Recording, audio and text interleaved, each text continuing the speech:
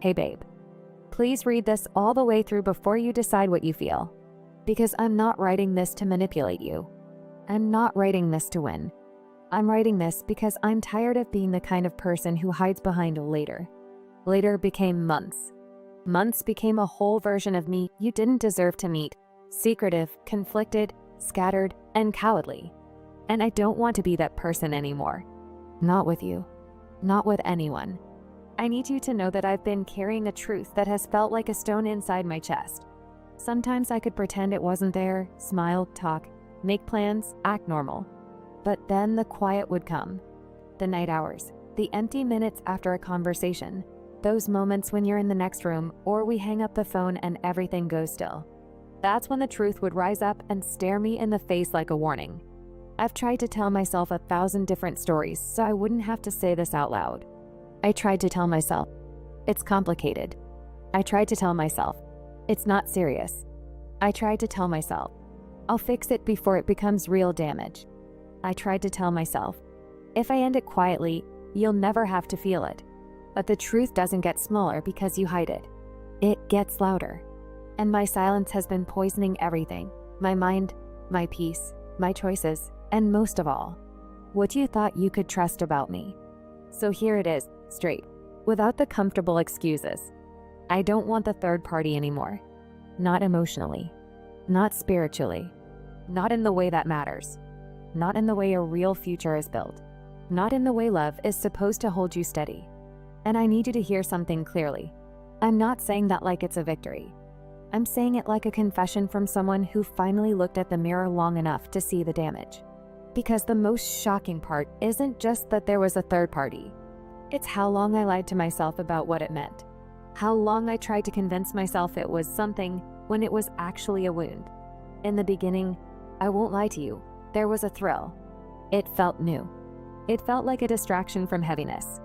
It felt like a door I could open whenever I wanted to escape responsibility, pressure, or the parts of myself I didn't want to face. And that's the ugliest truth. It wasn't love. It was escape. I was chasing a feeling, a momentary rush, a temporary high.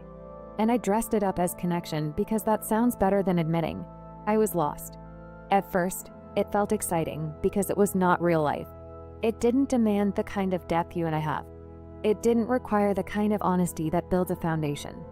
It was surface level comfort, easy laughter, convenient attention, the illusion of being wanted without the work of being known. But what happens when the novelty fades? You're left with yourself. And when that happened, I didn't feel closer to them. I felt emptier. I felt like I had traded something sacred for something shallow. I felt my own integrity slipping through my hands. And I felt the worst thing a person can feel when they're doing something wrong. I started becoming numb. Not just numb to the third party, numb to myself. Because guilt doesn't always look like tears. Sometimes guilt looks like distance, irritability, confusion, inconsistency. Sometimes guilt looks like someone who can't stay fully present because they're constantly trying to keep their lives organized. And babe, that's what I became. I started living like I had two lives. One life where I spoke to you with warmth, where I wanted you, where I imagined us, where I held your name in my heart like it mattered. And another life where I kept a door cracked open to something I didn't even respect. Do you know what it feels like to split yourself like that? It feels like slowly losing your mind. It feels like waking up every day with a weight on your ribs. It feels like forcing a smile while your stomach is tight. It feels like being terrified of your own phone because one notification can expose everything. It feels like looking into someone's eyes, your eyes, and feeling a pang of shame so sharp you want to disappear. And this is where the shocking truth reveal really begins. Because the third party wasn't just a person in the middle. The third party became a mirror that showed me the ugliest parts of my own avoidance. They were never the answer. They were the symptom. A symptom of how I was running from discomfort. A symptom of how I was hungry for attention instead of healing. A symptom of how I wanted validation without doing the inner work to be stable. And I'm telling you this because I refuse to insult you with half-truths. You deserve the whole truth, even if it stings. The third-party connection. It wasn't growing. It wasn't becoming more meaningful. It was actually decaying. It started to feel forced, like I was trying to keep it alive just so I wouldn't have to face what it meant about me. And do you know what I realized? I realized that I wasn't choosing them. I was choosing avoidance. I was choosing the ability to not be fully accountable to you, to us, to the love that requires maturity. And that is not love. That is fear wearing a mask. There's another truth I need to say, and I need to say it carefully because I don't want to hurt you more than I already have. There were moments, small moments, where I saw how much you loved me, how steady you were, how real you were. Moments where I should have felt grateful and safe, but instead, I felt exposed. Because your love is not casual. Your love has weight. It has expectation. It has future in it. And when someone is not being honest, real love feels like a spotlight. It doesn't let you hide. It doesn't let you pretend. It makes you confront yourself. And instead of rising to meet that, I ran. That's not your fault. That's mine. And I'm not telling you this to make you feel sorry for me. I'm telling you because I want you to understand that this wasn't about you not being enough. You were enough. You were real. You were the kind of person someone builds with. I was the one acting like a temporary person in a permanent kind of love. And babe, I'm ashamed of that. Now let me tell you what changed. What finally cracked me open. It wasn't one dramatic moment where I suddenly became brave. It was the slow death of pretending. It was noticing how I couldn't enjoy anything fully anymore. Even good moments were contaminated by the knowledge that I was not living in truth. I started to feel like I was out of alignment with my own spirit. Like the universe, like God, like life itself kept pressing on the same bruise until I finally admitted it was there.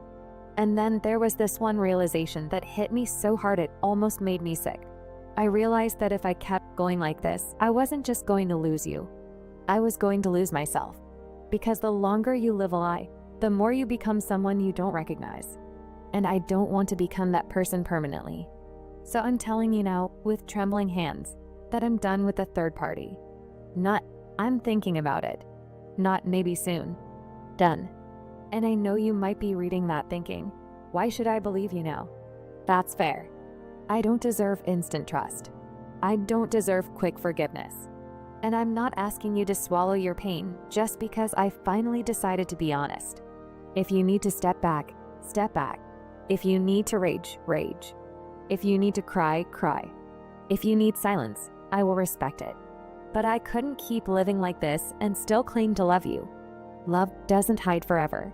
Love doesn't keep secrets that destroy someone else's reality.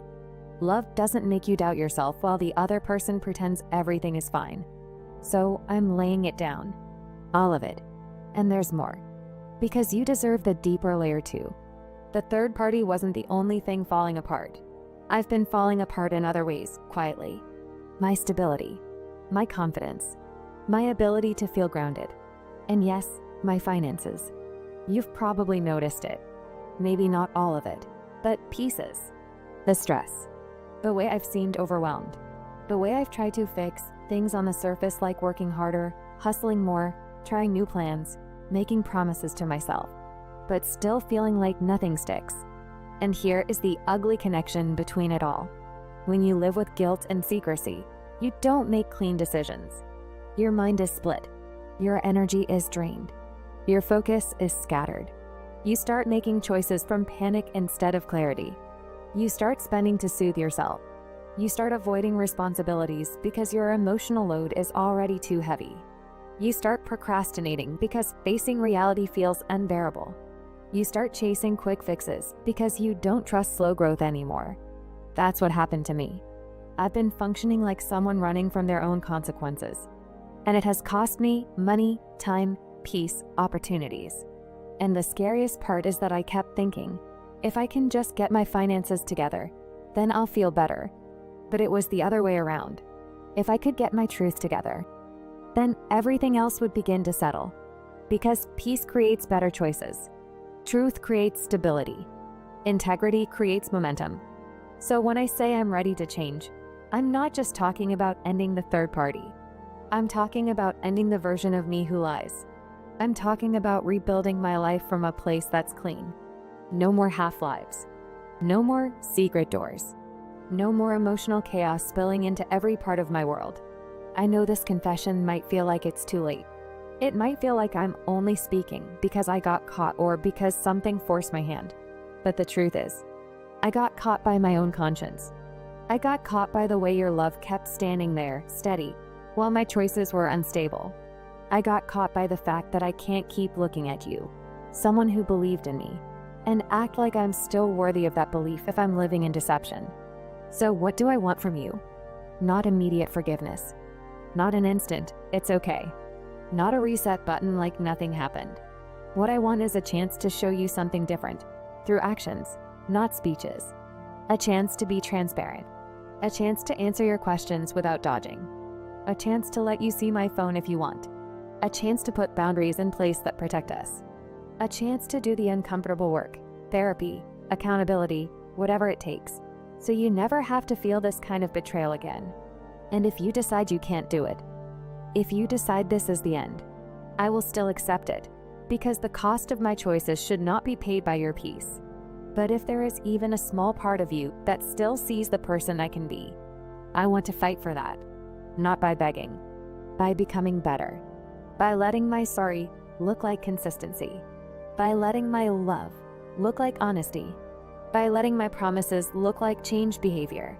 Babe, I know this message is heavy, but I need you to understand one final truth. I am not proud of what I did. I am not comfortable with who I became. And I am not asking you to pretend it didn't hurt. I'm asking you to let the truth be the beginning of whatever comes next, whether that next chapter is healing together or healing apart. Because lies keep you trapped in confusion. Truth at least gives you a real choice. And that's what I'm giving you now, reality. The real story. The real me without the mask. I'm here. I'm not running anymore. If you want to ask me anything, ask. If you want time, take it. If you want space, I'll respect it. But please know this. I love you enough to stop lying. And I'm ready to rebuild my life, my heart, my stability, my finances, my future, from a place that finally matches what I say I want. Thank you for reading this. Thank you for holding space for my honesty, even if it hurts. And no matter what you decide, I'm sorry. Not just for the third party, but for every moment you deserved clarity and I gave you confusion. You deserved better than that. And if you'll let me, I want to become better than that.